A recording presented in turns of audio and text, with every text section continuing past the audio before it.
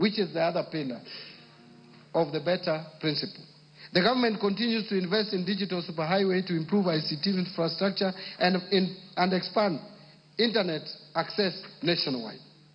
The creative industries are a significant source of employment, particularly for the youth, and has the potential to address high unemployment rates through promotion of music, theater, graphic design, digital animation, fashion and craft, among others.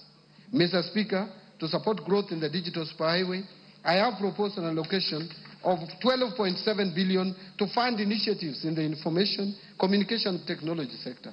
Specifically, this proposed allocation includes 2.3 billion shillings for the construction of Kenya Advanced Institute of Science and Technology at Konza Technopolis, 3.7 billion for Kenya Digital Economy Acceleration Project, and 333.2 million for government shared services, 382 million for the digital superhighway, 689 million for the establishment of digital hubs, and 750 million for maintenance and rehabilitation of national optic fiber backbone infrastructure.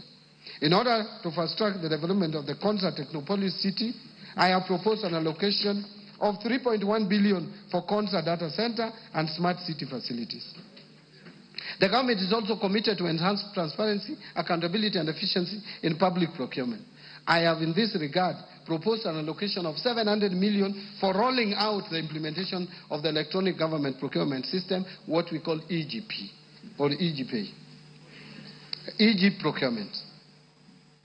Other key allocations to critical sectors supporting better include the following: investing in critical infrastructure.